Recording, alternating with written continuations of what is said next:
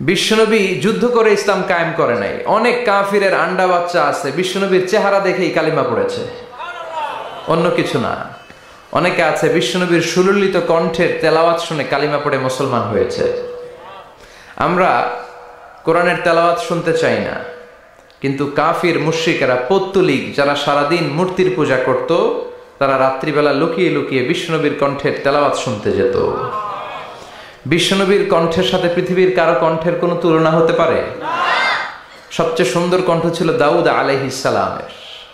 ওনার কণ্ঠের তেলাওয়াত শোনার জন্য আকাবা উপসাগরের তীরে বসে যখন উনি জবুর কিতাব তেলাওয়াত করতেন, আমাদের কোরআনে 114টা সূরা আছে, ওনার জবুর কিতাব 150টা ছড়া ছিল। কি ছিল? ইসলামী ছড়া গান। এই ছড়া নাশিদগুলো তিনি পড়তেন। এগুলো শোনার জন্য সাগরের মাছগুলো সাগর ছেড়ে দিয়ে কিনারায় চলে আসতো। সুবহানাল্লাহ বাড়িতে যে বললেন, সুবহানাল্লাহ বলতে নিষেধ নাই তো না? এটা বলা যাবে, চিল্লায় পড়েন সুবহানাল্লাহ। আকাশের পাখি নিচে নেমে যেত, জঙ্গল ছেড়ে দিয়ে প্রাণীগুলো উনার কাছে চলে আসতে, পড়েন আল্লাহু আকবার। কিন্তু উনার কণ্ঠ কি বিশ্বনবীর কণ্ঠের চাইতে বেশি সুন্দর? বিশ্বনবীর সাথে কোনো কম্প্যারিজন চলে না। No comparison with our beloved prophet, the last messenger Muhammad সাল্লাল্লাহু। He is out above of any kind of comparison. সব ধরনের তুলনার ঊর্ধ্বে তিনি। Whether it's the power, fitness, personality, status, আপনি যেটাই বলেন না কেন, শক্তি, সৌন্দর্য, মর্যাদা, যে কোনো দিক থেকে বিশ্বনবী গোটা বিশ্বের সব মানুষ তো দূরের কথা, নবীদেরও সেরা। চিল্লায় বলেন ঠিক কি না? তো দাউদ আলাইহিস সালামের কণ্ঠ বড় সুন্দর ছিল, কিন্তু বিশ্বনবীর কণ্ঠ তার চাইতে বেশি সুন্দর ছিল। তিনি যখন রাত্রিবেলা কোরআন তেলাওয়াত করতেন, মক্কার সব কাফিরদের নেতারা, মক্কা একটা পার্লামেন্ট বসতো প্রতিদিন। এই পার্লামেন্টের প্রধানমন্ত্রী হচ্ছে আবু জাহাল। মক্কার পার্লামেন্টের প্রাইম মিনিস্টার কে? কথা বলেন। আর ক্যাবিনেট মেম্বারদের মধ্যে ছিল উতবা, শাইবা, ওয়ালিদ ইবনে মুগীরা, আবু সুফিয়ান। এরা ছিল ক্যাবিনেট মিনিস্টার। তো তারা সবাইকে নিষেধ করত, মুহাম্মাদের কণ্ঠের কোরআন তেলাওয়াত শুনতে কেউ যেতে পারবে না, কারণ যারাই কোরআন শুনতে যায় সব মুহাম্মাদের মুরিদ হয়ে যায়। সুবহানাল্লাহ কইবেন না? হজের সময়ে লক্ষ লক্ষ মানুষ গোটা বিশ্ব থেকে হজ করার জন্য আসতো। মক্কা শহরে ঢোকার কয়েকটা গেট ছিল। আবু জাহাল ওই গেটে কিছু লোক ফিট করে দিল যে যারাই হজ করতে আসবে এদেরকে বলে দিবা যে আমাদের এলাকায় নতুন এক পাগল আসছে। এই পাগলের নাম মুহাম্মদ ইবনে আব্দুল্লাহ, পড়েন নাউযুবিল্লাহ। খবরদার, তোমরা হজ করতে আসছো ভালো কথা, হজ করবা, খেজুর খাইবা, জমজমের পানি নিবা, মাগার মুহাম্মাদের কাছে যাইবা। ওর কাছে গেলে সবাই কি হয়ে যায়? যারা যায় এরাও পাগল হয়ে যায়। সব মক্কার গেটগুলোতে লোক সেট করে দেয়া হলো। হজের মৌসুমে জিল হজে ঢুকতে লাগলো লোকজন। আবু জাহেলের সেট করে দেয়া লোকজন বলল, কেউ যাবা না মুহাম্মাদের কাছে, ও একটা পাগল। যারা আসতেছিল এরা কেউ কিন্তু বিশ্বনবীর কথা জানতো না। জানতো? ওরা যখন শুনছে একটা পাগল আছে, ওরা মনে মনে কইলো দেখি তো পাগলে কি কয়। তার মানে অপপ্রচার কেমন যেন প্রচার হয়ে গিয়েছে। সুবহানাল্লাহ পড়েন। তো আমাদের বিরুদ্ধে অপপ্রচার করলে আমাদের প্রচার হয়ে যায়। আমাদেরকে জেলখানায় ভরলে আমরা জেলখানার সবগুলারে আল্লাহওয়ালা বানায় দিয়ে। চিল্লায় বলেন ঠিক কিনা? ইসলাম এটাকে থামিয়ে দেয়া যায় না। যারা ইসলামের বিরোধিতা করে এরা ইসলামের নেচারকে চিনে নাই। ইসলাম হচ্ছে চারা গাছের মতো। চারা চিনেন নাকি? কক্সবাজার কি বলেন? বীজ, বীজ বা চারা। এই বীজ, ইসলাম হচ্ছে বীজের মতো। ইসলাম বিরোধীরা ইসলামকে মাটির নিচে গেড়ে ফেলতে চায়, কিন্তু গাড়লে কি হবে? এটা তো বীজ। মাটির নিচে বীজ গাড়লে কি হয়? সুবহানাল্লাহ কইবেন না? মক্কার গেটগুলোতে দাঁড়িয়ে দাঁড়িয়ে অপপ্রচার শুরু করে দিল। Don't go to Muhammad, he is completely mad. পাগল, যেও না। সবার মনে চিন্তা, ঘটনা কি? কে মুহাম্মদ? নাম শুনি নাই। হজ করি আর না করি, আগে এই বেটার কাছে যাইতে হবে। আল্লাহু আকবার। সবাই বিশ্বনবীর কাছে যায়, চেহারা দেখে কোরআনের বাণী শুনে কালিমা পড়ে মুসলমান হয়ে যায়। আবু জাহেল আবার মন্ত্রী পরিষদের বৈঠক ডাকলো, খবরদার, কাউকে যেতে দেয়া যাবে না, কেউ যাবে না। কিন্তু কি আজীব তামাশা, প্রতি রাতে আবু জাহেল লুকিয়ে লুকিয়ে নিজেও যায়। না জানি কত সুন্দর ছিল বিশ্বনবীর কণ্ঠ। না জানি কতটা চমৎকার সুরের ঝংকার খেলতো আমার নবী যখন তেলাওয়াত করত। না জানি কি সুরের লহরী ছিল বিশ্বনবীর গলায়। কাফের হয়েও বিরোধিতা করেও কোরআন না শুনলে পেটের ভাত হজম হয় না, রাতে ঘুম আসে না। প্রতি রাতে আবু জাহেল যায়। তো আবু জাহেল যেহেতু যায়, বাকিরাও লুকিয়ে লুকিয়ে যায়। সবাই দিনের বেলা বলে কেউ যাবে না। কি বলে? দিনের বেলা বলে কেউ, ভাইয়েরা আমার, বোনেরা তোমার, খবরদার কেউ যাবেন না। রাত্রে নিজেই যায়। তো আবার মাঝে মাঝে রাত্রেবেলা নিজেদের সাথে নিজেদের দেখাও হয়ে যায়। কত বড় ডাকাত! একজন বিশ্বনবীর বাড়ির এই পাশে, আরেকজন ওই পাশে, আরেকজন ওই পাশে, আরেকজন ওই পাশে। বিশ্বনবী যখন তেলাওয়াত শেষ করেন সবগুলো দেয় দৌড়। ফিরে আসার রাস্তা একটা, কয়টা? ওই রাস্তায় দেখা হয়ে যায়। আবু জাহেল বলে, কিরে আসলি কেন? সবাই কয়, তুমি নেতা, তুমি আসছো কেন? দিনের বেলা তো বড় বড় বক্তব্য হাঁকাও, রাতের বেলা এরকম চোরামি করো কেন? আবু জাহেল বলে, ঠিক আছে, তোরাও করছিস, আমিও করছি, কইস না, কারো কাছে কইস না। সবগুলা চোর, সবগুলা কি? আর চোরে চোরে খালাতো ভাই। তো এই সব খালাতো ভাইরা লুকিয়ে লুকিয়ে চোরের মতো তেলাওয়াত শুনতে যেত। আবু জাহেল বলল, কেউ যেতে পারবে না, সবাই রাজি। এরপরের দিন আবু জাহেল বলল, আজ থেকে কেউ যদি যাস, তোদের সম্পত্তি সব সিজ করা হবে, আর মাথার চুল কামিয়ে আলকাতরা মেখে মক্কার বাজারে ঘুরানো হবে। সবাই বলে আমরা রাজি। আবু জাহেল বলে, তাহলে সাইন কর। সবাইকে আগে আমনে করেন। Abu Jahl as a chairman, he gave the signature. সে ওই বন্ডে সিগনেচার দিল যে যদি যাওয়া হয়, আমাদের সম্পদ রাষ্ট্রীয়ভাবে সিজ করা হবে, মাথার চুল কামিয়ে আলকাতরা মেখে মক্কার বাজারে ঘোরানো হবে। তো সবাই স্বাক্ষর করলো। দিন গড়িয়ে রাত আসলো। আবু জাহেল বিছানায় এপাশ ওপাশ করে, টসিং অ্যান্ড টার্নিং, ঘুম আসছে না। আবু জাহেল মনে মনে ভাবে, আজকে যেই ভাষণ দিছি সকালে, আজকে কেউ যাবে না, আমি 100% নিশ্চিত, আমি একটু যাই।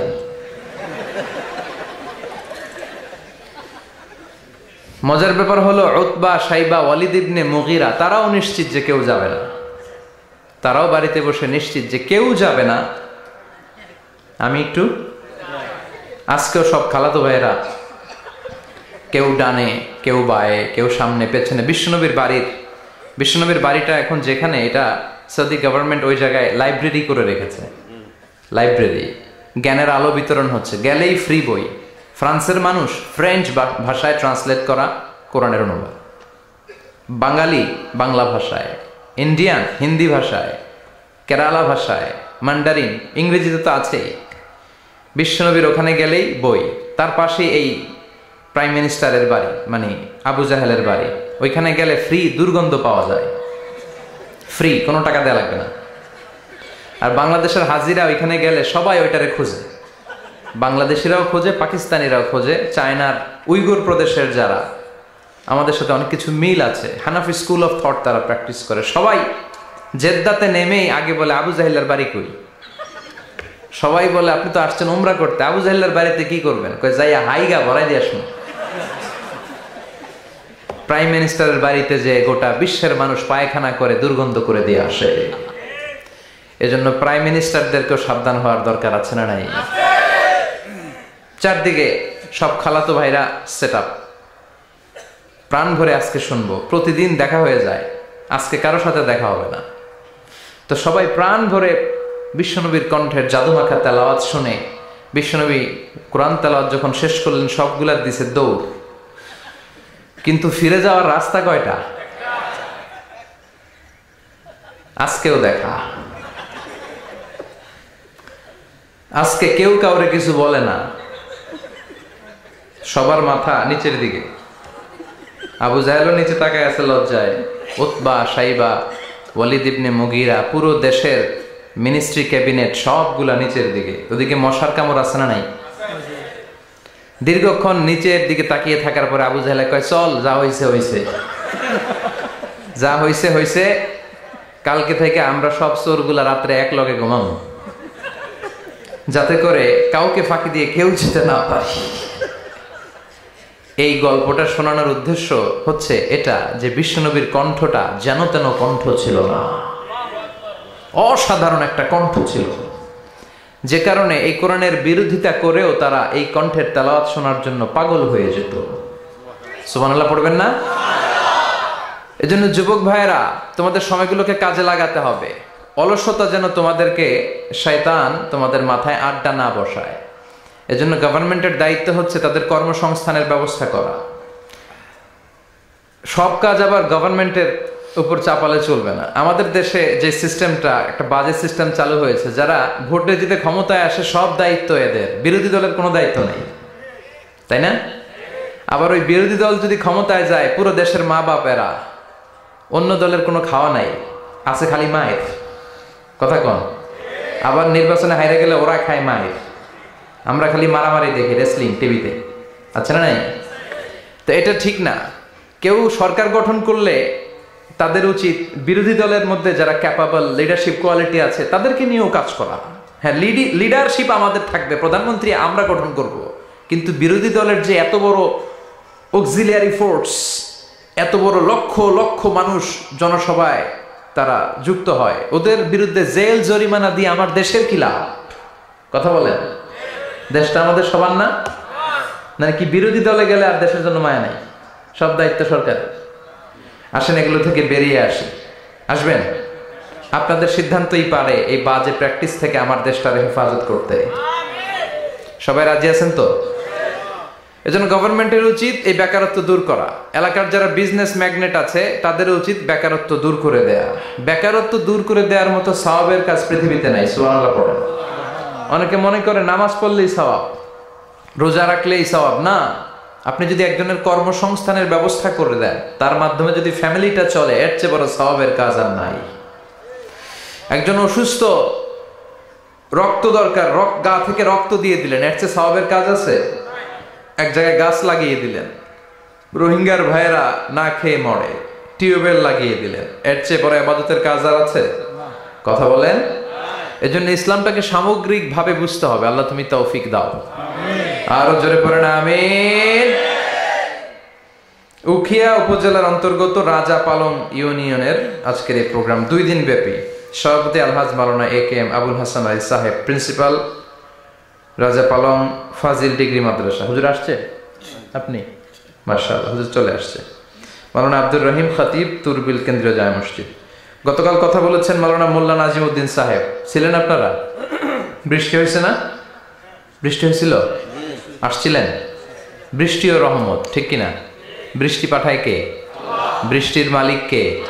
বিশ্বনবী আকাশে মেঘ দেখলে বলতেন আল্লাহুম্মা সাইয়্যিবান নাফিআন, হে আল্লাহ তুমি ভালো বৃষ্টি দাও। কেননা এই বৃষ্টি দিয়েও আল্লাহ অনেক জাতিকে ধ্বংস করেছে। বৃষ্টি দিয়ে, মানে অতি বৃষ্টি দিয়ে আল্লাহ বন্যা দিয়ে গোটা দুনিয়াটাকে ভাসিয়ে দিতে পারে কি পারে না? এজন্য মেঘ দেখলে এত আনন্দিত হয়েন না। বৃষ্টি দেখলে অনেকে গান বাজায়, আছে না নাই? এই বৃষ্টি ভেজা রাতে তুমি চলে যেও না, গান গায় না? না, আপনি আল্লাহর কাছে দোয়া করবেন আল্লাহুম্মা সাইয়্যিবান নাফিআন, আল্লাহ তুমি বরকতের বৃষ্টি দাও। আল্লাহুম্মা গাইসান মুগীসান মারিআন মুরিআন নাফিআন গায়রা দার। বিষ্ণুই পড়তেন আল্লাহ এই বৃষ্টিটা যেন উপকারী হয়, এই বৃষ্টি থেকে যেন ঘাস লতা পাতা কিছু পায়, এই বৃষ্টিটা যেন আমাদের জন্য বরকতময় হয়, যেন কল্যাণময় হয়, কোনো ক্ষতির কারণ যেন না হয়, তুমি কবুল করো। আবার বেশি বৃষ্টি হলে বিষ্ণুনবী দোয়া করতেন আল্লাহুম্মা হাওয়ালাইনা ওয়ালা আলাইনা, আল্লাহ আমাদের এলাকায় আর বৃষ্টি দিও না, আমাদের চারিপাশে দাও। এই দোয়াগুলো পড়ার দরকার আছে না নাই? আল্লাহ যা বৃষ্টি দিবে এটা যেন আমাদের কল্যাণ হয়, আমরা পড়ি আমিন। আজকে হচ্ছে দ্বিতীয় রজনী। আজকে আমরা ইনশাআল্লাহ কোরআন থেকে কথা শুনবো।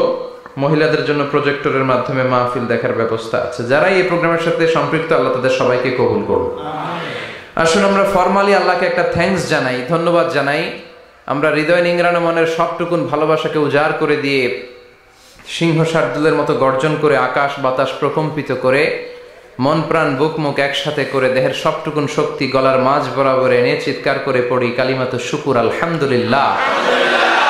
সবাই পড়েন রব্বানা লাকাল হামদ হামদান কাসীরান তাইয়িবান মুবারাকান ফীহি ইয়া রাব্বি লাকাল হামদু কামা ইয়ানবাগি লিজালালি ওয়াজহিকা ওয়া আযীমি সুলতানিকা লাকাল হামদু বিল ঈমান লাকাল হামদু বিল ইসলাম লাকাল হামদু বিল কোরআন।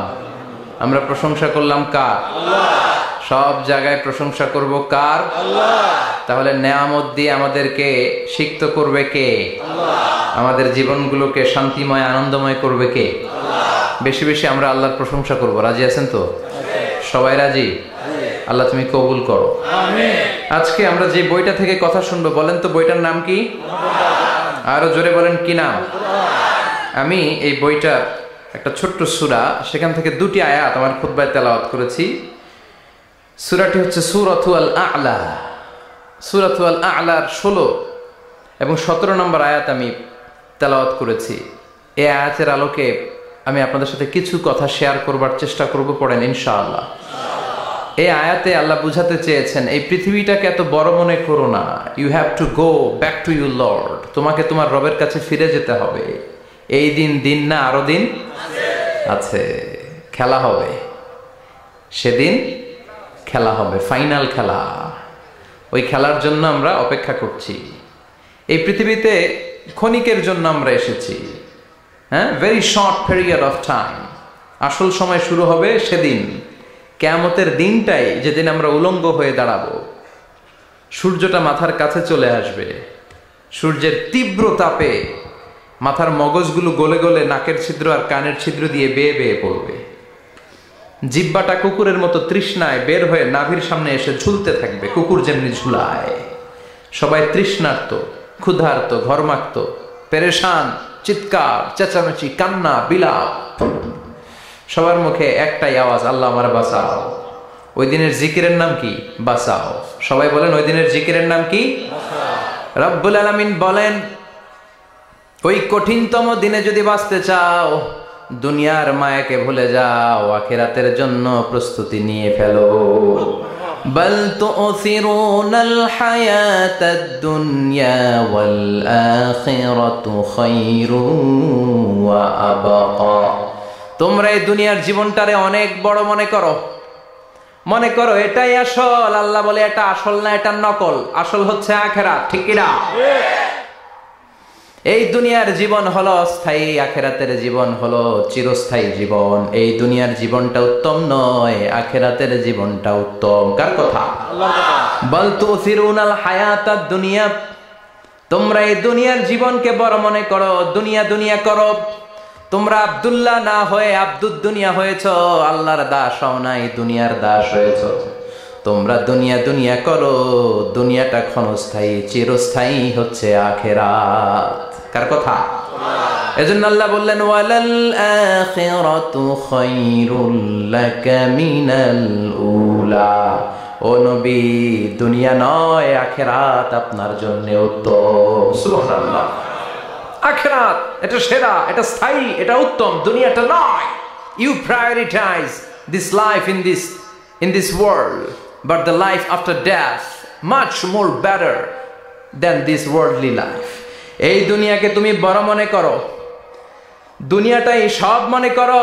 দুনিয়াটাই সব নয়, আরো বড় জগৎ আছে না নাই? এই দুনিয়াটা আসলে একটা মোহ। এটা কি? একটা খেলার মধ্যে আমরা পড়ে আছি, মোহাচ্ছন্ন, লোভাতুর হয়ে আছি। চাকচিক্যময় দুনিয়া দেখে এর পরীক্ষার ভেতরে পড়ে আখিরাতকে আমরা ভুলিয়ে গিয়েছি।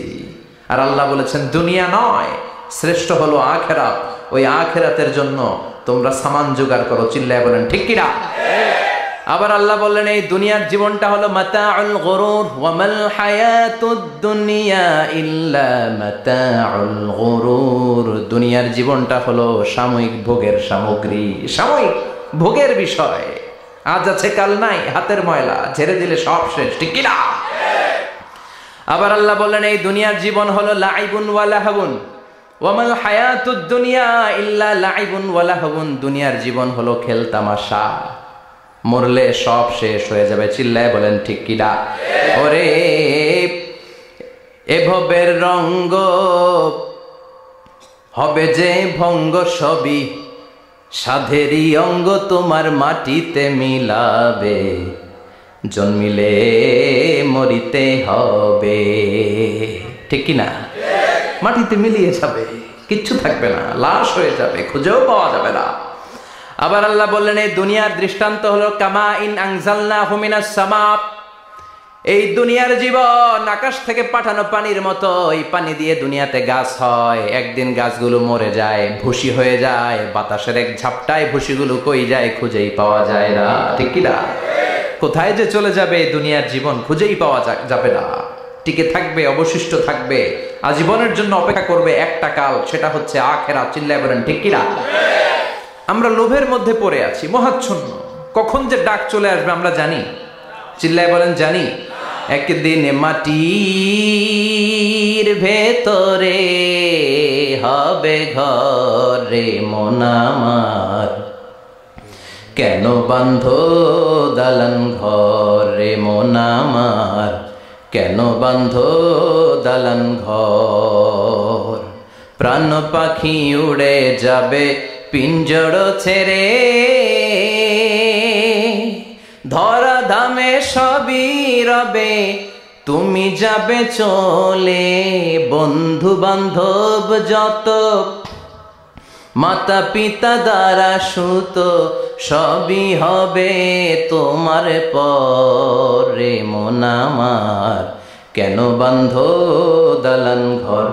একদিন মাটির ভেতরে হবে ঘর রে মন আমার, কেন বান্ধ দালান ঘর রে মন আমার, কেন বান্ধ দালান ঘর। চিল্লায় বলেন ঠিক কিনা?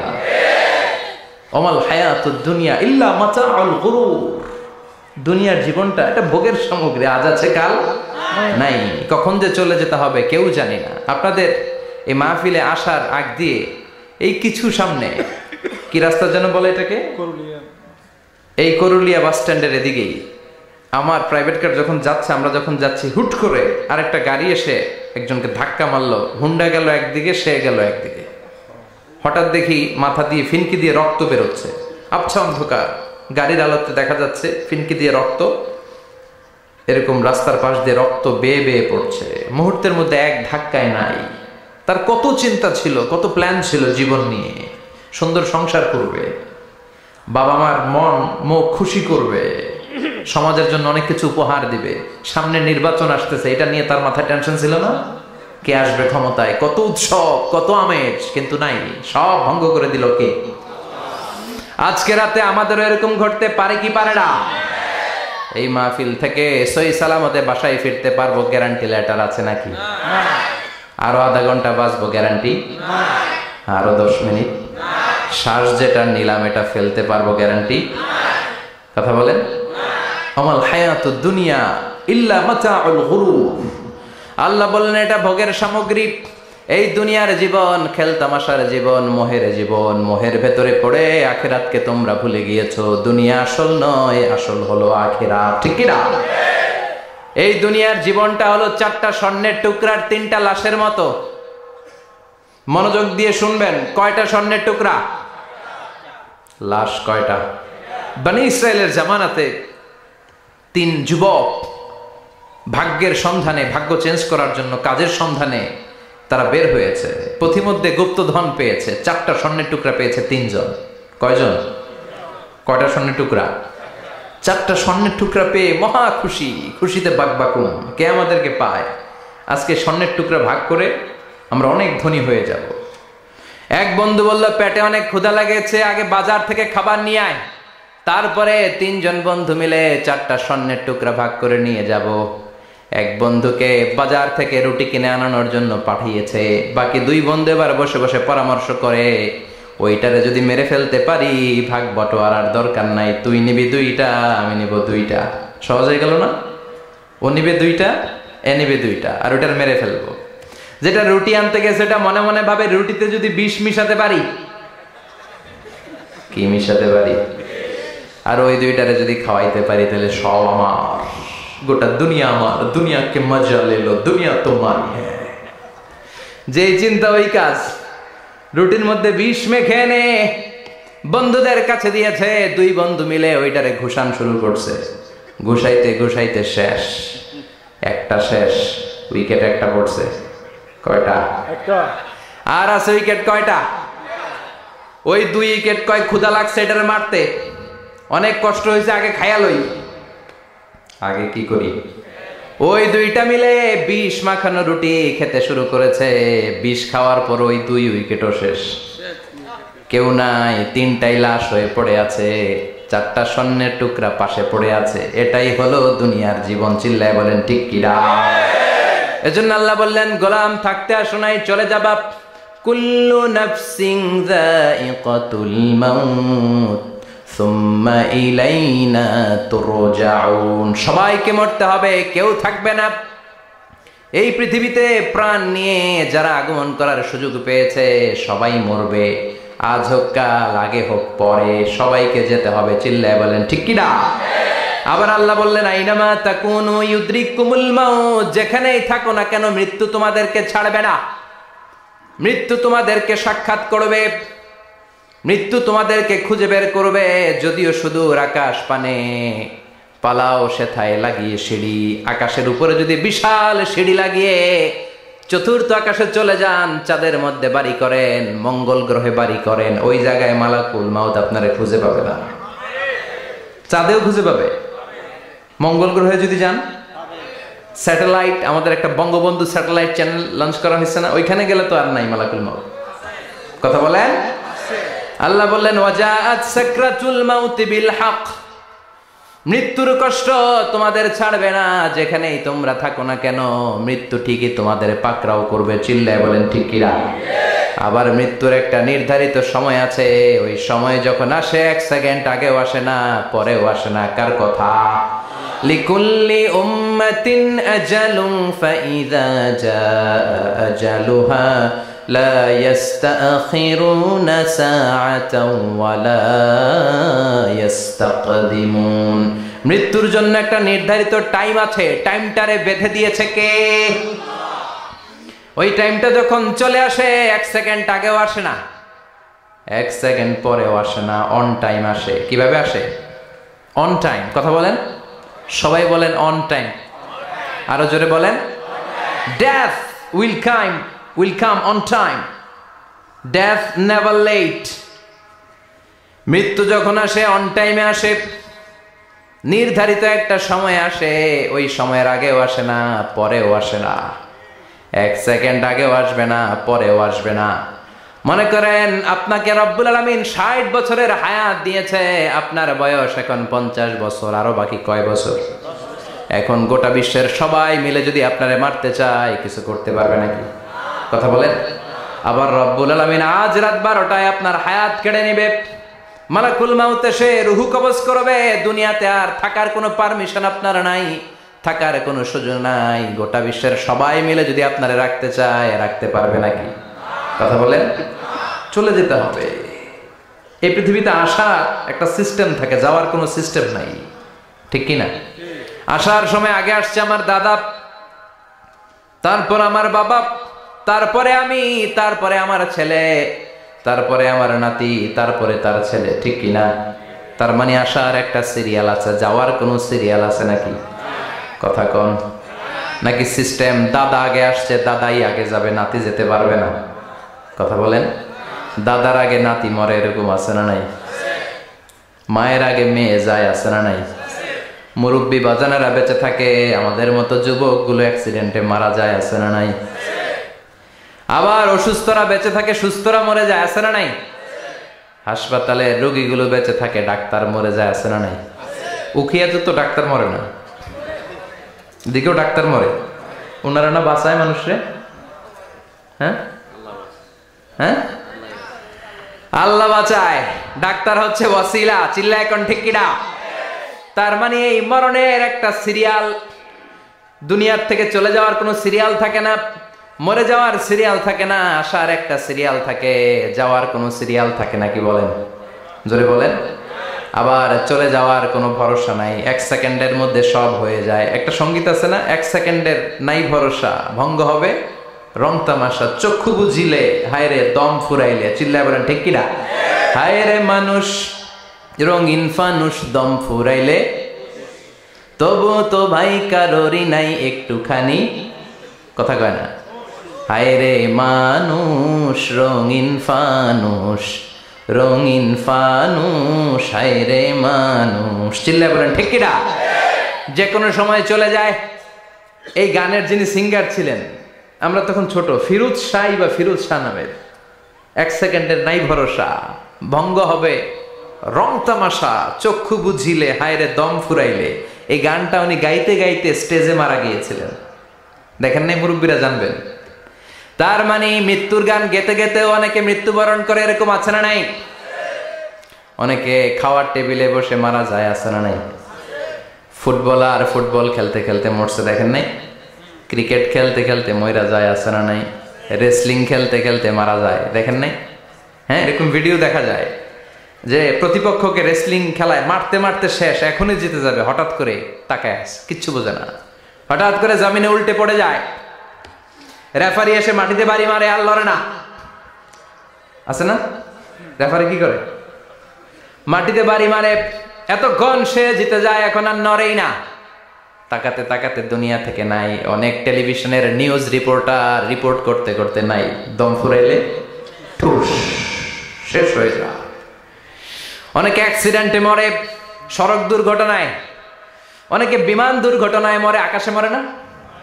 অনেকে পানিতে ডুবে মরে, অনেকে আগুনে পড়ে মরে, অনেকে ক্রস ফায়ারে মরে, আছে না নাই? আবার অনেকে রাত্রিবেলা বিছানায় ঘুমোতে যায়, সকালে আর ওঠে না। কত ধরনের মরণ! আল্লাহ তুমি আমাদেরকে ভালো মরণ দিও, ইমানি মরণ দিও।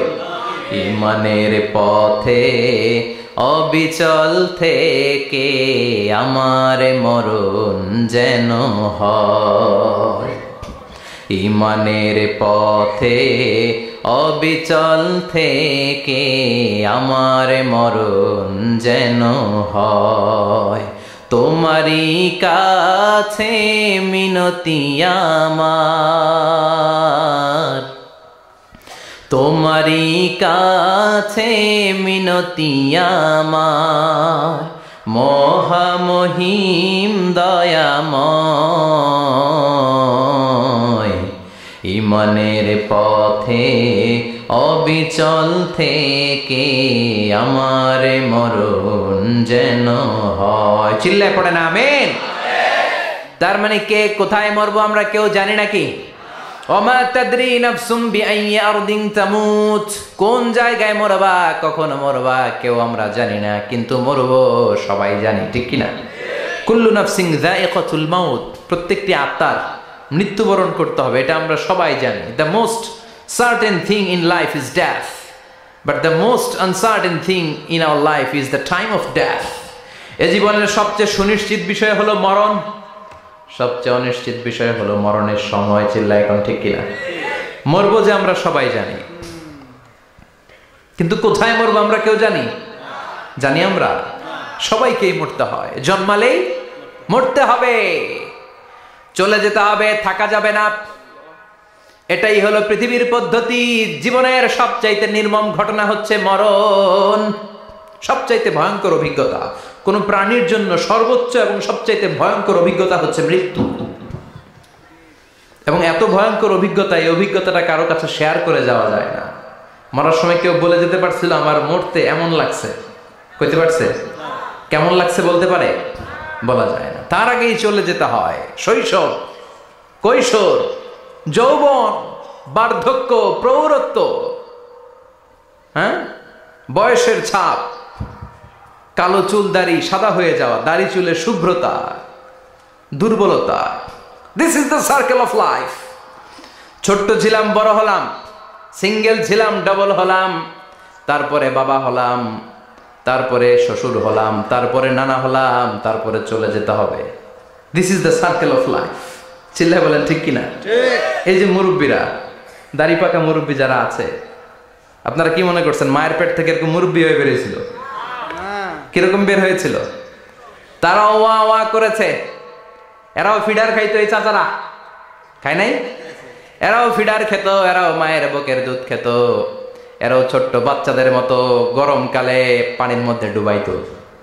স্কুল ফাঁকি দিয়ে বাচ্চারা ডুবায়, আছে না নাই? উখিয়াতে এরকম নাই?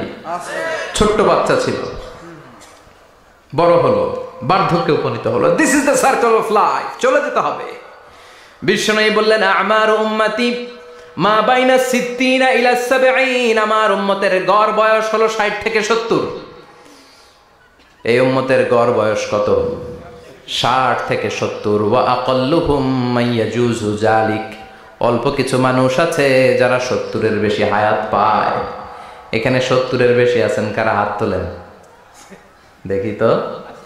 কয়জন? একজন, দুইজন, তিনজন। মাশাআল্লাহ, আল্লাহ আরো হায়াত দেখ।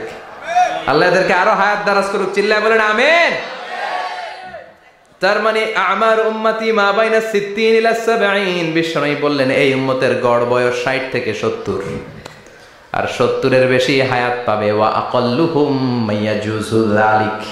70-এর বেশি পাবে হাতে গোনা, গুনে বের করে ফেলা যায় একজন, দুইজন, তিনজন। বাকি সব 60-এর আগে নাই। ঠুস চিল্লা এখন ঠিক কিনা? বাংলাদেশের গড় হায়াত কত মানুষের? 60। বিশ্বনবীর কথার সাথে মিলে গেছে। চিল্লায় পড়েন সুবহানাল্লাহ। এই জন্য বিশ্বনবী বলেন এই যে মুরব্বীদের দাড়ি পাকে, এই যে রাস্তায় অ্যাক্সিডেন্ট হয়, এই যে ক্যান্সারে আক্রান্ত হয়ে লোকজন মারা যায়, তার উপরেও কি টনক নড়ে না? এরপরেও কি বিবেকে ধরে না যে তোমাকে চলে যেতে হবে? আকসিরু যিকরা হাযিমিল লাযযাত। জীবনের সব স্বাদকে পানসা করে দেয় ওই মরণকে স্মরণ করো। মরণকে স্মরণ করলে জাহান্নাম বরণ করা লাগে না। চিল্লায় বলেন ঠিক কিনা? আবার আল্লাহ বললেন গোলাম, স্পেশাল একজন ফেরেশতা আমি মরণের জন্য সিলেক্ট করলাম, নাম মালাকুল মাউত। তাকে আমরা আজরাইল বলে চিনি। এই মালাকুল মাউত তার বাহিনী নিয়ে নির্ধারিত টাইমে গোটা বিশ্বের সব মানুষের রূহ কবজ করে। অন টাইম নাকি দেরি করে? মালাকুল মাউত আগেও আসে না, পরেও আসে না। সুবহানাল্লাহ পড়েন। সাইয়েদনা সুলাইমান আলাইহিস সালাম জামানাতে ওনার এক ওয়াজির ছিল, মন্ত্রী। ওই মন্ত্রীকে নিয়ে উনি বৈঠক করতেন। ওনার সময় উনি মালাকুল মাউতের সাথে বৈঠক করতেন। শুনতেছেন? আপনাদের মনোযোগ আছে তো? উনি বৈঠকে বসেছেন, মালাকুল মাউতও বসা, ওয়াজিরও বসা। হঠাৎ মালাকুল মাউত ওয়াজিরের দিকে বড় বড় চোখ করে তাকাচ্ছে। বড় বড় চোখ করে তাকানোতে ওয়াজির ভয় পেয়েছে। হঠাৎ মালাকুল মাউত চলে গেল। ওয়াজির বলে, ও সুলাইমান আলাইহিস সালাম, এই যে লোকটা বড় বড় চোখ করে আমার দিকে তাকালো, এটা কে? সাইয়েদনা সুলাইমান বলে, হাদা মালাকুল মাউত। যে বর্ণনাটা বলছি এটা হাদিস না, এটা হচ্ছে ইসরাইলিয়া, জিউস ট্র্যাডিশন। কোরআন হাদিসের সাথে কোনো দ্বন্দ্ব নাই, তাই বর্ণনা করা যাবে। বিষ্ণু বলেছেন বাল্লিগু আন্নি ওয়ালাউ আয়া। আবার বলেছেন ওয়া হাদিসু আন বনি ইসরাইল ওয়ালা হারাজ। বনি ইসরাইলের ট্র্যাডিশন বর্ণনা করো, জিউস ট্র্যাডিশন বর্ণনা করো, এতে কোনো সমস্যা নাই। ওয়াজির বলে, ও সাইয়েদনা সুলাইমান, বড় বড় চোখ করে যে তাকালো লোকটাকে? সাইয়েদনা সুলাইমান বলে, হাদা মালাকুল মাউত, এটা মৃত্যুর ফেরেশতা। ওয়াজিরের কলিজায় পানি নাই। এটা কি ফেরেশতা? শুনে তো পিলে চমকে গিয়েছে। কয় কি? মালাকুল মাউত তো আমার চিনে ফেলাইছে, বাড়ি চিনে ফেলছে, আমার খবর আছে। সাইয়েদনা সুলাইমান আলাইহিস সালাম জিনদেরকে দিয়ে কাজ করাতেন, মেঘমালাকে দিয়ে কাজ করাতেন, বিশাল সিংহাসন নিয়ে পৃথিবীর প্রাচ্য থেকে পাশ্চাত্যে ঘুরে বেড়াতেন। সাইয়েদনা সুলাইমানকে ওয়াজির বলে, ও সুলাইমান, মেঘমালাকে আদেশ করে দেন, আমি আর এই ফিলিস্তিনের ভূখণ্ডে থাকতে চাই না। আকাশের মেঘমালার উপরে আমারে বসিয়ে দেন, আর বলে দেন আমারে নিয়ে যেন আকাশের মেঘমালা হিন্দুস্তানের ওই দূর পর্বতে রেখে আসে। আকসা আল হিন্দ, হিন্দের সবচেয়ে দূরবর্তী জায়গায় যেন আমার রেখে আসে। সাইয়েদনা সুলাইমান বললেন, আকাশের মেঘ যাও, আমার ওয়াজিরকে নিয়ে হিন্দুস্তানের একটা উপদ্বীপে রেখে আসো। রেখে আসা হলো। কিছুক্ষণ পর মালাকুল মাউত সাইয়েদনা সুলাইমানের কাছে হাজির। সাইয়েদনা সুলাইমান বললেন, ও মালাকুল মাউত, কই ছিলা? কই, একটু আগে হিন্দুস্তান থেকে আপনার ওয়াজিরের রূহ কবজ করে আসছি। সুবহানাল্লাহ পড়েন। এটা আবার কেমন কথা, তুমি ওইখানে গেলা কেন? কয়, রব্বুল আলামিন কিছুক্ষণ আগে আমার কাছে পায়গাম পাঠিয়েছে, যাও সাইয়েদনা সুলাইমানের ওয়াজিরের রূহটা কবজ করো। কবজ করার জায়গা হলো হিন্দুস্তানের উপদ্বীপ। কোন জায়গায়? মালাকুল মাউত এসে দেখে সুলাইমান নবীর সাথে মিটিং করে। ওয়াজির কার সাথে মিটিং করে? সুলাইমান নবীর সাথে। কিন্তু ফরমানে লেখা রূহ কবজ করতে হবে কোথায়? হিন্দুস্তানে। সুবহানাল্লাহ কইবেন না? এই জন্য বড় বড় চোখ করে আমি তাকিয়েছি, আর মনে মনে ভাবলাম টাইম তো নাই, কারণ মৃত্যু তো অন টাইমে হতে হয়, এখনই ওর রূহ কবজ করতে হবে। কেমন করে ওইখানে যাবে আমি জানি না, আমি আগে চলে যাই। মালাকুল মাউত চলে গেল, যে দেখে ওই জায়গায় ওয়াজিরও হাজির। সাথে সাথে রূহ কবজ করে আল্লাহর কাছে চলে গিয়েছে। পড়েন সুবহানাল্লাহ। এজন্য আল্লাহ বললেন মালাকুল মাউত আমি নির্ধারণ করে দিয়েছি। পৃথিবীর প্রতিটি মানুষ মালাকুল মাউতকে দেখবে, চাক্ষুষ দেখবে, ভালো হলেও দেখবে, খারাপ হলেও দেখবে। কার কথা? ভালো মানুষ যদি হয়, আল্লাহওয়ালা যদি হয়, ইসলাম প্রিয় যদি হয়, ডানপন্থী যদি হয়, মৃত্যুর সময় মালাকুল মাউত আলা সূরাতি শাবিন আলা আহসানি সূরা, একজন যুবকের আকৃতিতে চমৎকার ধবধবে সাদা একটা জুব্বা পরে, জান্নাত থেকে জান্নাতি কাফন নিয়ে, হানুত মিন হানুতিল জান্নাহ, জান্নাতের সুগন্ধি নিয়ে মুমূর্ষু রোগীর মাথার সামনে এসে বসে যায় আর দেহটার ইঙ্গিত করে বলে, ইয়া আইয়াতুহান নাফসুত তাইয়্যিবা, ও পবিত্র আত্মা। আরেক বর্ণনায় এসেছে ইয়া আইয়াতুহান নাফসুল মুতমাইন্নাহ, ও প্রশান্ত আত্মা, উখরুজি ইলা মাগফিরাতিম মিনাল্লাহ, আল্লাহর ক্ষমার দিকে বের হয়ে আসো।